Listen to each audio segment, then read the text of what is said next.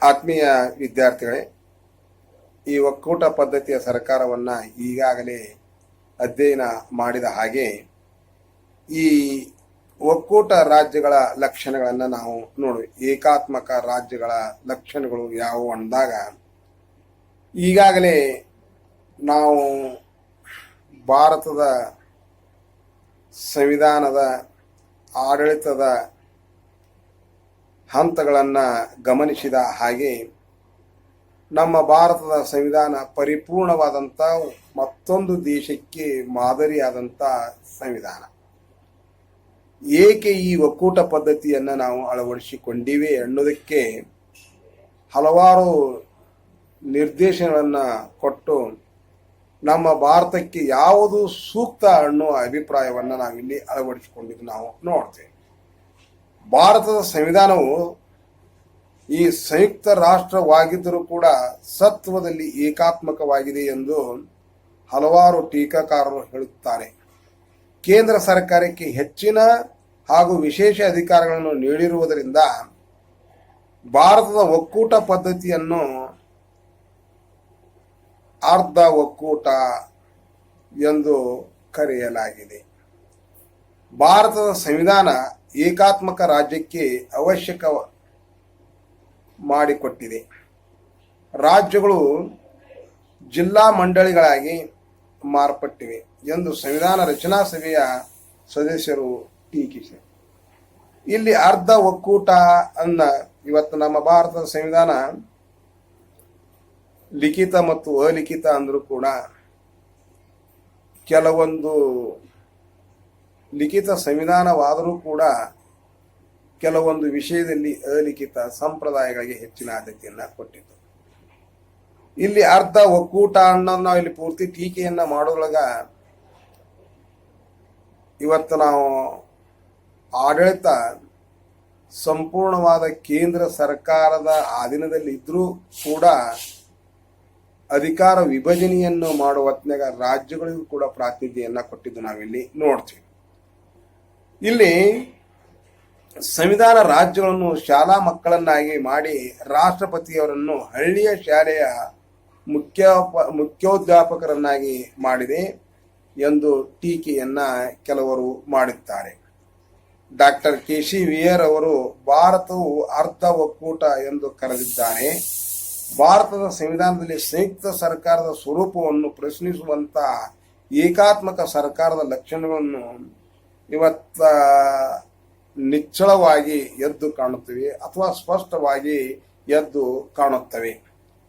ಅಲ್ಲಿ ಒಂದು ಕೆಲವೊಂದು ಲಕ್ಷಣಗಳನ್ನ ನೋಡಿದ ಹಾಗೆ, ಕೇಂದ್ರ ರಾಜ್ಯಗಳಿಗೆ ಒಂದೇ ಸರ್ಕಾರ. ನಾವು ಕೇಂದ್ರ ಮತ್ತು ರಾಜ್ಯಗಳಿಗೆ ಒಂದೇ ಸರ್ಕಾರ. ನಾವು ಅಮೆರಿಕವನ್ನ ಹೋಲಿಕೆ ಮಾಡಿದಾಗ ಕೇಂದ್ರ ಸಂವಿಧಾನ ಅಂತ ಐತಿ, ರಾಜ್ಯಗಳಿಗೆ ತಮ್ಮದೇ ಆದಂಥ ಪ್ರತ್ಯೇಕವಾದಂಥ ಸಂವಿಧಾನವನ್ನು ರಚನೆ ಮಾಡಿಕೊಂಡಿದ್ದಾರೆ. ಆದರೆ ಭಾರತದಲ್ಲಿ ಕೇಂದ್ರ ಸರ್ಕಾರ ಮತ್ತು ರಾಜ್ಯ ಸರ್ಕಾರಕ್ಕೆ ಒಂದೇ ಸಂವಿಧಾನ ಇದ್ದಿದ್ದು ನಾವಿಲ್ಲಿ ನೋಡುತ್ತೇವೆ. ಭಾರತದಲ್ಲಿ ಒಂದೇ ಸಂವಿಧಾನ, ರಾಜ್ಯಗಳಿಗೆ ತಮ್ಮದೇ ಆದ ಸಂವಿಧಾನ ಹೊಂದಲು ಅವಕಾಶ ಮಾಡಿಕೊಟ್ಟಿಲ್ಲ. ಒಂದೇ ಸಂವಿಧಾನ, ಅದು ಕೇಂದ್ರ ಮತ್ತು ರಾಜ್ಯಗಳ ಸರ್ಕಾರವನ್ನ ಸ್ಥಾಪಿಸಿವೆ.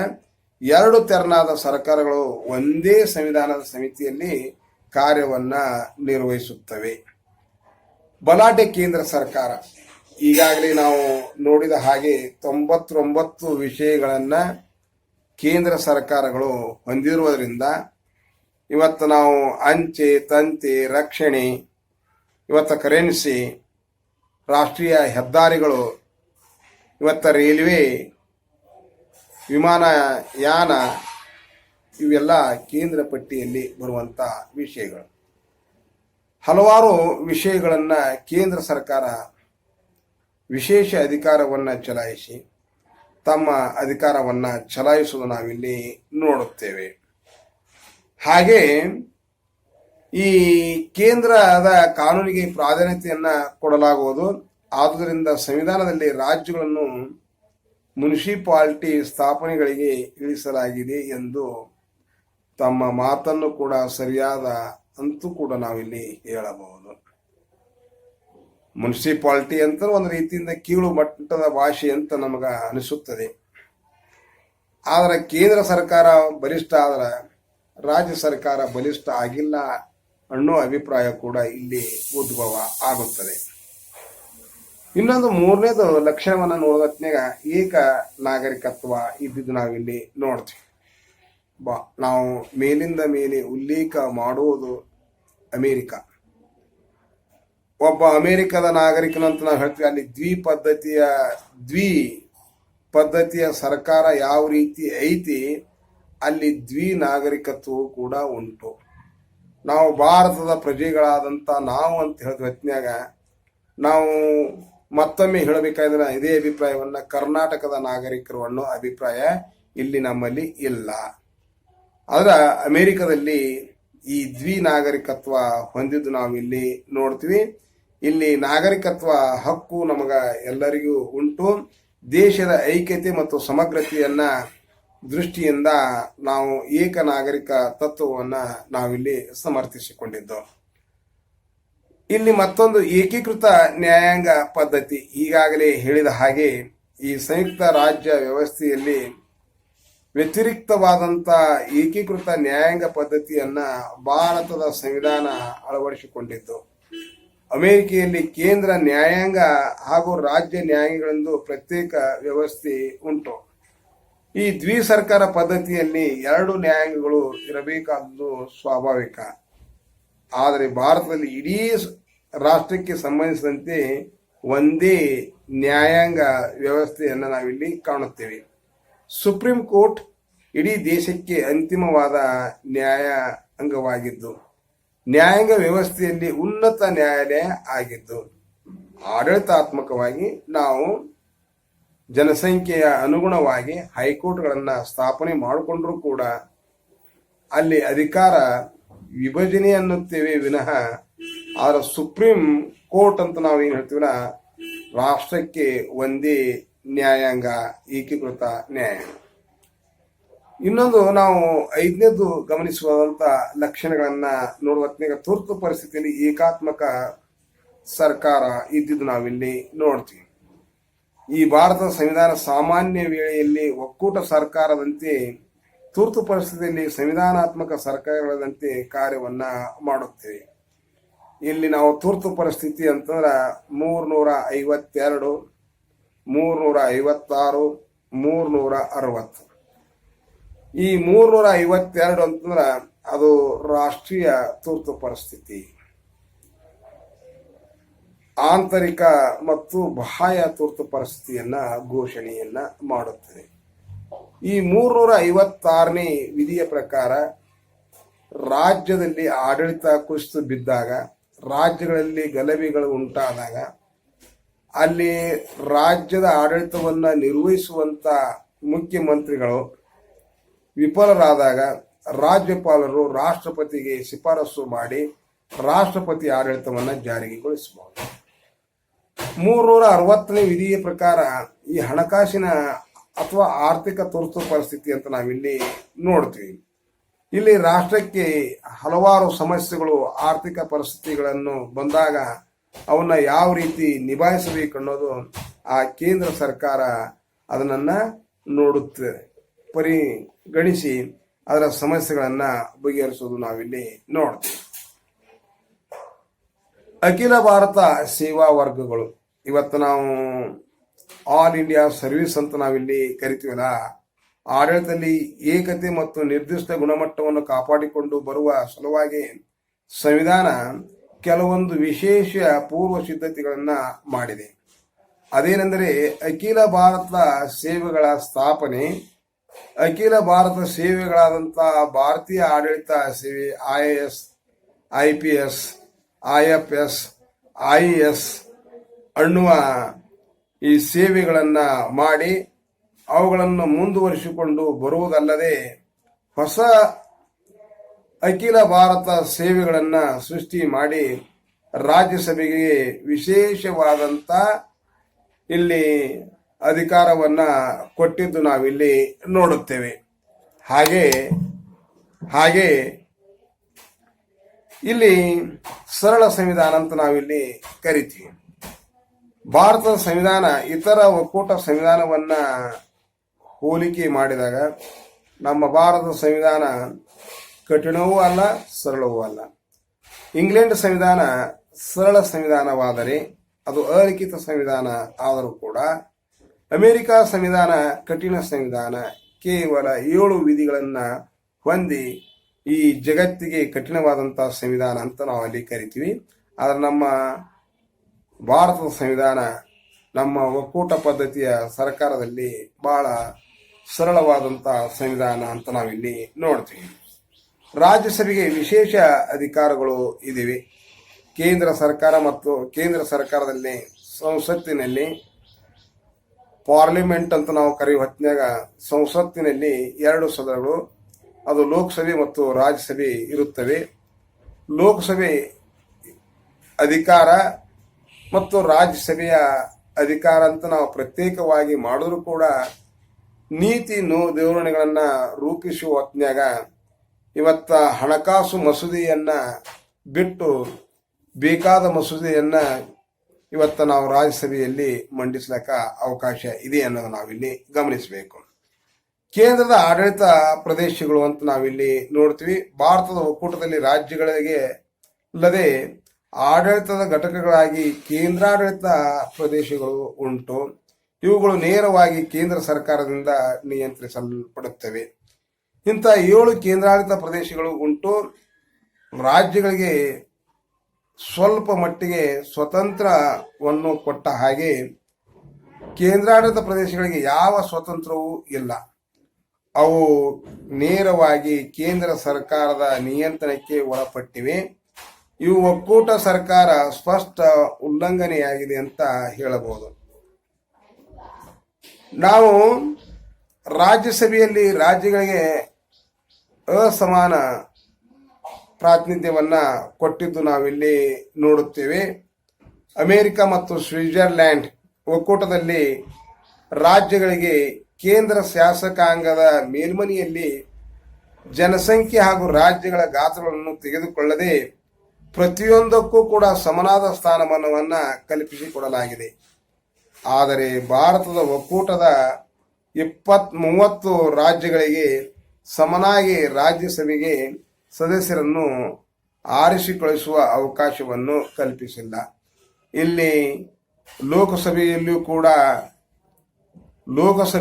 ಕೂಡ ರಾಜ್ಯಗಳಿಗೆ ಇವತ್ತ ಗೋವಾ ಚಿಕ್ಕ ರಾಜ್ಯ ಆಗಿರ್ಬೋದು, ಇವತ್ತ ಮಹಾರಾಷ್ಟ್ರ, ಉತ್ತರ ಪ್ರದೇಶ, ಬಿಹಾರ ಇವು ದೊಡ್ಡ ರಾಷ್ಟ್ರಗಳಾದ್ರ, ಇವತ್ತ ಅರುಣಾಚಲ ಪ್ರದೇಶ್, ಸಿಕ್ಕಿಂ ಸಣ್ಣ ರಾಜ್ಯಗಳಾದ ಆ ಜನಸಂಖ್ಯೆಗೆ ಅನುಗುಣವಾಗಿ ಲೋಕಸಭಾ ಸದಸ್ಯರನ್ನ ಆಯ್ಕೆ ಮಾಡುತ್ತೇವೆ. ಆ ಲೋಕಸಭೆಯ ಸದಸ್ಯರ ಹಾಗೆ ಈ 238 ಸದಸ್ಯರನ್ನ ಇವತ್ತ ಆಯಾ ರಾಜ್ಯಗಳಿಗೆ ಜನಸಂಖ್ಯೆಗೆ ಅನುಗುಣವಾಗಿ ನಾವಿಲ್ಲಿ ನೇಮಕ ಮಾಡುವಂತ ಪದ್ಧತಿ ಇರುತ್ತದೆ. ಇಲ್ಲಿ ರಾಜ್ಯಪಾಲರ ನೇಮಕವನ್ನ ಕೇಂದ್ರ ಸರ್ಕಾರನ ನೇಮಕ ಮಾಡುತ್ತದೆ. ಈ ಕೇಂದ್ರ ಸರ್ಕಾರ ಇವತ್ತ ರಾಜ್ಯದ ರಾಜ್ಯಪಾಲರನ್ನು ನೇಮಕ ಮಾಡುವ ಹೊತ್ನ್ಯಾಗ ಅಲ್ಲಿ ಸಂಸತ್ತು ಅಂದ್ರೆ ಮಂತ್ರಿ ಮಂಡಳ ಇದ್ದಂಥದ್ದು ಯಾವ ವ್ಯಕ್ತಿಯನ್ನ ನೇಮಕ ಮಾಡಬೇಕು ಅನ್ನೋದು ಅಲ್ಲಿ ಕೇಂದ್ರ ಸರ್ಕಾರನ ನಿರ್ಧರಿಸುವುದರಿಂದ ರಾಜ್ಯದ ಆಡಳಿತದಲ್ಲಿ ಹಸ್ತಕ್ಷೇಪ ಮಾಡುತ್ತದೆ ಅನ್ನೋ ಅಭಿಪ್ರಾಯ ಕೂಡ ನಮ್ಮಲ್ಲಿ ಐತಿ. ಒಂದೇ ಚುನಾವಣಾ ಆಯೋಗ ಎಲೆಕ್ಷನ್ ಕಮಿಷನ್ ಇದು ಕೇಂದ್ರ ಪಟ್ಟಿಯಲ್ಲಿ ಬರುವುದರಿಂದ ಎಲ್ಲ ರಾಜ್ಯಗಳ ಚುನಾವಣೆಯ ವೇಳಾಪಟ್ಟಿಗಳನ್ನ ಹಾಗೂ ಕೇಂದ್ರಾಡಳಿತ ಪ್ರದೇಶದ ವೇಳಾಪಟ್ಟಿಗಳನ್ನ ಕೇಂದ್ರ ಸರ್ಕಾರವೇ ಮಾಡುವುದರಿಂದ ರಾಜ್ಯಗಳಿಗೆ ಚುನಾವಣಾ ಅಧಿಕಾರದ ಮೇಲೆ ಯಾವುದೇ ಅಧಿಕಾರ ಇಲ್ಲ ಅನ್ನೋದು ನಾವಿಲ್ಲಿ ನೋಡ್ತೀವಿ. ಭಾರತದ ಮಹಾಲೆಕ್ಕ ತಪಾಸಕ ಕಂಟ್ರೋಲರ್ ಅಂಡ್ ಎಡಿಟರ್ ಜನರಲ್ ಅಂತ ನಾವೇನು ಹೇಳ್ತೀವಲ್ಲ, ಈ ಭಾರತದ ಮಹಾ ಲೆಕ್ಕ ತಪಾಸಕರು ರಾಷ್ಟ್ರಪತಿಯಿಂದ ನೇಮಕ ಹೊಂದೋದ್ರಿಂದ ರಾಜ್ಯಗಳಿಗೆ ಅವರ ನೇಮಕದಲ್ಲಿ ಆಗಲಿ ಅಥವಾ ಅಧಿಕಾರದಿಂದ ತೆಗೆದು ಹಾಕುವುದರಲ್ಲಿ ಯಾವ ಅಧಿಕಾರವನ್ನ ಕೊಟ್ಟಿಲ್ಲ. ಇದು ರಾಜ್ಯದ ಅಕೌಂಟೆಂಟ್ ಜನರಲ್ ಅನ್ನು ಕೂಡ ನೇಮಕವನ್ನ ಕೇಂದ್ರ ಸರ್ಕಾರವೇ ನೇಮಕ ಮಾಡುತ್ತದೆ. ಹಾಗೆ ಮತ್ತೊಂದು ಲಕ್ಷಣವನ್ನು ನಾವು ಗಮನಿಸಿದಾಗ ಅಂತಾರಾಜ್ಯ ಮಂಡಳಿಗಳು ಅಂತ ನಾವಿಲ್ಲಿ ನೋಡ್ತೀವಿ. ಭಾರತ ಸಂವಿಧಾನ ಕೇಂದ್ರ ರಾಜ್ಯಗಳ ಮತ್ತು ರಾಜ್ಯಗಳ ನಡುವೆ ಉದ್ಭವಿಸಬಹುದಾದಂಥ ವಿವಾದಗಳನ್ನು ಬಗೆಹರಿಸಲು ಅಂತಾರಾಜ್ಯ ಮಂಡಳಿಯನ್ನ ಸ್ಥಾಪಿಸಲು ಕೇಂದ್ರ ಸರ್ಕಾರಕ್ಕೆ ಅಧಿಕಾರ ಇದೆ. ಇವತ್ತು ಕಾವೇರಿ ವಿವಾದ ಅಂತ ನಾವು ಏನು ಮಾಡ್ತೀವಲ್ಲ, ಕಾವೇರಿ ವಿವಾದ ಮಂಡಳಿಯನ್ನ ಇವತ್ತ ಕೇಂದ್ರ ಸರ್ಕಾರ ಸ್ಥಾಪನೆ ಮಾಡಿದ್ದು ನಾವು ನೋಡ್ತೀವಿ. ಈ ಮಂಡಳಿಯ ಚೇರ್ಮನ್ ಹಾಗೂ ಸದಸ್ಯರನ್ನ ರಾಷ್ಟ್ರಪತಿಗಳು ನೇಮಕ ಮಾಡುತ್ತಾರೆ. ಹಾಗೆ ರಾಷ್ಟ್ರಪತಿಯ ಸಮ್ಮತಿಗಾಗಿ ಮಸೂದೆಗಳು ನಾವು ಇಲ್ಲಿ ನೋಡ್ತೀವಿ. ಇವತ್ತ ರಾಷ್ಟ್ರಪತಿ ಹಲವಾರು ಮಸೂದೆಗಳಿಗೆ ಸಮ್ಮತಿಯನ್ನ ಯಾವುದೇ ಪಾರ್ಲಿಮೆಂಟಿನಲ್ಲಿ ಮಸೂದೆಗಳು ಪಾಸ್ ಆಗಬೇಕಾದ್ರೆ ರಾಷ್ಟ್ರಪತಿಯ ಸಮ್ಮತಿ ಬೇಕು. ಆದರೆ ರಾಜ್ಯಗಳಲ್ಲಿ ಪಟ್ಟಿ ಅಂತ ನಾವು ಇವತ್ತ ಎಲ್ಲಾ ರಾಜ್ಯಗಳಲ್ಲಿ ವಿಧಾನ ಪರಿಷತ್ತು ಇಲ್ಲ, ಕೆಲವು ರಾಜ್ಯಗಳಲ್ಲಿ ವಿಧಾನ ಪರಿಷತ್ತುಗಳು ಅದಾವ. ಆ ವಿಧಾನ ಪರಿಷತ್ತುಗಳನ್ನ ನಾವು ಪೂರ್ತಿ ರಚನೆ ಮಾಡಿಕೊಳ್ಳೋ ಹೊತ್ತಿನಾಗ ರದ್ದುಗೊಳಿಸಲಿಕ್ಕೆ ರಾಷ್ಟ್ರಪತಿಯ ಸಮ್ಮತಿ ಬೇಕು. ಹಾಗೆ ರಾಜ್ಯಗಳ ಹೆಸರುಗಳನ್ನ ಬದಲಾಯಿಸಲಿಕ್ಕೆ, ರಾಜ್ಯದ ಹಲವಾರು ಸಮಸ್ಯೆಗಳನ್ನ ಬಗೆಹರಿಸಲಿಕ್ಕೆ ರಾಷ್ಟ್ರಪತಿಯ ಇಲ್ಲಿ ಸಮ್ಮತಿಗಾಗಿ ಹಲವಾರು ಮಸೂದೆಗಳನ್ನು ನಾವಿಲ್ಲಿ ನೋಡ್ತೀವಿ. ಹಾಗೆ ಈ ಕೇಂದ್ರ ಮತ್ತು ರಾಜ್ಯಗಳ ನಡುವೆ ಘರ್ಷಣೆಗಳು ಕಾರಣವಾಗ್ತವ. 1950ರ ಕೇರಳದ ಶಿಕ್ಷಣದ ಮಸೂದೆ, 1960ರ ಮಧ್ಯಪ್ರದೇಶದ ಪಂಚಾಯತ್ ರಾಜ್ ಮಸೂದೆ, 1984ರ ಕರ್ನಾಟಕ ಪಂಚಾಯತ್ ರಾಜ್ಯ ಮಸೂದೆ ಇವು ರಾಷ್ಟ್ರಪತಿಯವರಿಂದ ತೀವ್ರವಾಗಿ ಅಂಗೀಕರಿಸಲ್ಪಡಲಿಲ್ಲ ಅನ್ನೋದು ನಾವಿಲ್ಲಿ ನೋಡ್ತೀವಿ. ಅದೇ ನಾವು ನೋಡ್ತೀವಿ ಹೊತ್ತಿನಾಗ ಆಂಧ್ರ ಮತ್ತು ತಮಿಳುನಾಡು, ಆಂಧ್ರ ಪ್ರದೇಶದಲ್ಲಿ ವಿಧಾನ ಪರಿಷತ್ತನ್ನ NT ರಾಮರಾವ್ ಅವರು ರದ್ದುಗೊಳಿಸಿದ. ಮತ್ತ ಕಾಂಗ್ರೆಸ್ ಸರ್ಕಾರ ಬಂದ ತಕ್ಷಣ ಮತ್ತು ಶಿಫಾರಸು ವಿಧಾನ ಪರಿಷತ್ ನಮಗೆ ಅವಶ್ಯಕತೆ ಐತೆ ಹೊತ್ತಿನಾಗ ಇನ್ನೂ ಪೆಂಡಿಂಗ್ದಲ್ಲಿ ಇದ್ದಂತವು ನಾವು ನೋಡ್ತೀವಿ. ರಾಜ್ಯಗಳ ಹಣಕಾಸಿನ ಅಭದ್ರತೆ ಇದು ಬಹಳಷ್ಟು ತುರ್ತು ಪರಿಸ್ಥಿತಿಯಲ್ಲಿ ಆರ್ಥಿಕ ತುರ್ತು ಪರಿಸ್ಥಿತಿ ಅಂತ ನಾವು ಇಲ್ಲಿ ನೋಡ್ತೀವಿ. ಈಗ ಪ್ರಸ್ತುತ ಕೇಂದ್ರದಲ್ಲಿ ಬಲಿಷ್ಠವಾಗಿರೋದ್ರಿಂದ ಕಾಂಗ್ರೆಸ್ ಸರ್ಕಾರವಿದ್ದಾಗ ಇನ್ನಿತರ ಕಾಂಗ್ರೆಸ್ಸೇತರ ಸರ್ಕಾರಕ್ಕೆ ಸರಿಯಾದಂತ ಸೂಕ್ತವಾದಂತ ಸೌಲಭ್ಯಗಳನ್ನ ಒದಗಿಸಲಿಲ್ಲ ಅನ್ನೋ ಇವತ್ತು ನಮ್ಮ ಕಲ್ಪನೆ ಕೂಡ ಇದ್ದಿದ್ದು ನಾವು ನೋಡ್ತೀವಿ. ಇದೇ ಬಿಜೆಪಿ ಸರ್ಕಾರ ಇದ್ದಂಥದ್ದು. ಇವತ್ತ ಬಿಜೆಪಿ ಸರ್ಕಾರ ಕರ್ನಾಟಕದಲ್ಲಿದ್ರೂ ಕೂಡ ಹೆಚ್ಚು ಒಲವು ತಮಿಳುನಾಡಿಗೆ ತೋರಿಸಿದಂತ ಉದಾಹರಣೆ ನಾವು ನೋಡ್ತೀವಿ. ಇದೇ ಬಿಜೆಪಿ ಸರ್ಕಾರ ಇವತ್ತ ಪಶ್ಚಿಮ ಬಂಗಾಳ ಇವತ್ತು ಚುನಾವಣೆಯಲ್ಲಿ ಆಮಿಷವನ್ನ ತೋರಿಸಿ ಅಲ್ಲಿ ವಿಫಲವಾದದ್ದು ನಾವು ನೋಡ್ತೀವಿ. ಇವತ್ತು ನಮ್ಮ ಕರ್ನಾಟಕದಿಂದ ರಾಜ್ಯಸಭೆಗೆ ಆಯ್ಕೆಯಾದಂತ ನಿರ್ಮಲಾ ಅವರು ಕೂಡ ಹಣಕಾಸು ಸಚಿವರಾದರೂ ಕೂಡ ಅವರು ಹಿತವನ್ನ ಹೆಚ್ಚು ತಮ್ಮ ತಮಿಳುನಾಡಿಗೆ ತೋರಿಸುತ್ತಾರೆ ವಿನ ಕರ್ನಾಟಕಕ್ಕೆ ಅಲ್ಲ. ಪ್ರಸ್ತುತ ಈ ಉಪರಾಷ್ಟ್ರಪತಿ ಆದಂಥವರು 3 ಬಾರಿ ನಮ್ಮ ಕರ್ನಾಟಕದಿಂದ ರಾಜ್ಯಸಭಾ ಸದಸ್ಯರಾಗಿ ಹೋಗಿದ್ದು ನಾವಿಲ್ಲಿ ನೋಡ್ತೀವಿ. ಆ ಒಕ್ಕೂಟ ರಾಜ್ಯಗಳು ಸಾಧ್ಯವಾದಷ್ಟು ಹಣಕಾಸಿನ ಸ್ವಾಯತ್ತತೆಯನ್ನ ಪಡೆದಿರಬೇಕು ಅನ್ನೋದು ನಾವಿಲ್ಲಿ ನೋಡ್ತೀವಿ. ರಾಜ್ಯಗಳ ಪ್ರಾದೇಶಿಕ ಸಮಗ್ರತೆಗೆ ರಕ್ಷಣೆ ಇಲ್ಲ. ಇಲ್ಲಿ ಭಾರತದ ಒಕ್ಕೂಟದ ಘಟಕಗಳಾದಂತಹ ರಾಜ್ಯಗಳಿಗೆ ಮತ್ತು ಕೇಂದ್ರಾಡಳಿತ ಪ್ರದೇಶಗಳಿಗೆ ತಮ್ಮ ಅಸ್ತಿತ್ವವನ್ನು ಕಾಪಾಡಿಕೊಳ್ಳುವ ಹಕ್ಕನ್ನು ಸಂವಿಧಾನ ನೀಡಿಲ್ಲ. ಇದರ ಬಗ್ಗೆ 1984ರಲ್ಲಿ ರಾಮಕೃಷ್ಣ ಹೆಗಡೆ ಅವರು ಕೇಂದ್ರ ಸರ್ಕಾರವನ್ನ ಟೀಕೆ ಮಾಡಿದ್ದು ನಾವಿಲ್ಲಿ ನೋಡಬಹುದು. ಇವುಗಳ ಭೂವ್ಯಾಪ್ತಿಯನ್ನ ಕಡಿಮೆ ಮಾಡುವಂತ ಹೆಚ್ಚಿಸುವ ಅಧಿಕಾರ ಸಂಸತ್ತಿಗೆ ಇದೆ. ರಾಜ್ಯಗಳ ಒಪ್ಪಿಗೆ ಇಲ್ಲದೆ ಸಂಸತ್ತು ಈ ದಿಶೆಯಲ್ಲಿ ಕ್ರಮಗೊಳ್ಳುವಂತ ಅಧಿಕಾರವನ್ನ ಹೊಂದಿದೆ. ಹೀಗೆ ಘಟಕಗಳ ಅಸ್ತಿತ್ವದ ಮುಂದುವರಿಕೆಗೆ ಯಾವ ಭರವಸೆಯೂ ಇಲ್ಲದಿರುವುದು ಸಂಯುಕ್ತ ರಾಜ್ಯ ನಿಯಮಾವಳಿಯನ್ನ ಉಲ್ಲಂಘಿಸದಂತೆ ಆಗುತ್ತದೆ ಅನ್ನೋ ಅಭಿಪ್ರಾಯವನ್ನ ನಾವಿಲ್ಲಿ ನೋಡುತ್ತೇವೆ. ಹಾಗೆ ವಿಚಾರಣಾ ಸಮಿತಿಗಳ ನೇಮಕವನ್ನ ನಾವಿಲ್ಲಿ ನೋಡ್ತೀವಿ. ರಾಜ್ಯದ ಮುಖ್ಯಮಂತ್ರಿಗಳು ಹಾಗೂ ಮಂತ್ರಿಗಳ ಮೇಲೆ ಭ್ರಷ್ಟಾಚಾರದ ಆಪಾದನೆಗಳು ಕಂಡು ಬಂದರೆ ಅವುಗಳನ್ನು ವಿಚಾರಿಸಲು ವಿಚಾರಣಾ ಆಯೋಗವನ್ನ ಕೇಂದ್ರ ಸರ್ಕಾರ ನೇಮಿಸುತ್ತಿರುವುದು ಭಾರತದ ಒಕ್ಕೂಟದಲ್ಲಿ ಕಂಡು ಬರುತ್ತಿದೆ. ಪಂಜಾಬ, ತಮಿಳುನಾಡು, ಆಂಧ್ರ ಪ್ರದೇಶ, ಕರ್ನಾಟಕ ಮುಖ್ಯಮಂತ್ರಿಗಳ ವಿರುದ್ಧ ಇಂಥ ವಿಚಾರಣಾ ಆಯೋಗವನ್ನ ನೇಮಿಸಿದ್ದು ಉಂಟು. ಮೇಲ್ಕಾಣಿಸಿದಂತ ಈ ಏಕಾತ್ಮಕ ಸರ್ಕಾರದ ಅಂಶಗಳಲ್ಲದೆ ಕೆಲವೊಂದು ಪ್ರಸಂಗಗಳಲ್ಲಿ ರಾಜ್ಯಗಳಲ್ಲಿ ಶಾಂತತೆಯನ್ನು ಸ್ಥಾಪಿಸುವ ಸಲುವಾಗಿ ತನ್ನ ಸಂರಕ್ಷಣಾ ಸಿಬ್ಬಂದಿಯನ್ನು ಕಳಿಸಿಕೊಡುವುದುಂಟು. ಭಾರತ ಕೇಂದ್ರೀಕೃತ ಒಕ್ಕೂಟ ಸ್ವರೂಪಕ್ಕೆ ಈ ಕೆಳಕಾಣಿಸಿದ ಕಾರಣಗಳನ್ನು ನಾವಿಲ್ಲಿ ನೋಡ್ತೀವಿ. 1950ರಿಂದ 1967ರವರೆಗೆ ಕೇಂದ್ರ ಮತ್ತು ರಾಜ್ಯಗಳಲ್ಲಿ ಕಾಂಗ್ರೆಸ್ ಪಕ್ಷದ ಆಳ್ವಿಕೆ ಇತ್ತು. 1950ರಿಂದ 1964ರವರೆಗೆ ಪಂಡಿತ್ ಜವಾಹರ್ಲಾಲ್ ನೆಹರೂರವರ ಪ್ರಭಾವಶೀಲ ನಾಯಕತ್ವ ಇತ್ತು. ತೀವ್ರ ಆರ್ಥಿಕ ಪ್ರಗತಿ ಕಂಡುಕೊಳ್ಳುವುದಕ್ಕಾಗಿ ರಾಷ್ಟ್ರ ಮಟ್ಟದ ಯೋಜನೆಗಳನ್ನು ಜಾರಿಗೊಳಿಸಿದ್ದು ನಾವು ನೋಡುತ್ತೇವೆ. 1962ರ ಚೈನಾ ದಾಳಿ, 1965ರಲ್ಲಿ ಮತ್ತು 1971ರಲ್ಲಿ ಪಾಕಿಸ್ತಾನದ ದಾಳಿಯನ್ನ ನಾವು ನೋಡಿದ ಹಾಗೆ ಈ ಭಾರತ ಸ್ವತಂತ್ರಗೊಳ್ಳುವಾಗ ಅನೇಕ ವಿಚ್ಛಿದ್ರಕಾರಿ ಶಕ್ತಿಗಳು ತಲೆ ಎತ್ತಿದ್ದು ಪ್ರಾದೇಶಿಕತೆ, ಜಾತೀಯತೆ ಹಾಗೂ ಭಾಷಾ ಸಮಸ್ಯೆಗಳನ್ನು ಎದುರಿಸಲು ಬಲಯುತವಾದಂತಹ ಕೇಂದ್ರ ಸರ್ಕಾರದ ಅವಶ್ಯಕತೆ ಇದೆ ಅನ್ನೋದು ನಾವಿಲ್ಲಿ ಕಂಡುಕೊಳ್ಳಬೇಕಾಗಿದೆ. ಇವತ್ತು ರಾಷ್ಟ್ರ ಸ್ವತಂತ್ರ ಆದ ನಂತರ ಈ ಹೈದರಾಬಾದ್, ಕರ್ನಾಟಕ ಭಾರತದಲ್ಲಿ ವಿಲೀನವಾಗಲಿಲ್ಲ. ಇವತ್ತು ನಾವು 1965ರಲ್ಲಿ ಪಾಕಿಸ್ತಾನ ನಮ್ಮ ರಾಷ್ಟ್ರದ ಮೇಲೆ ದಾಳಿ ಮಾಡಿತು, 71ರಲ್ಲಿ ದಾಳಿ ಮಾಡಿತು.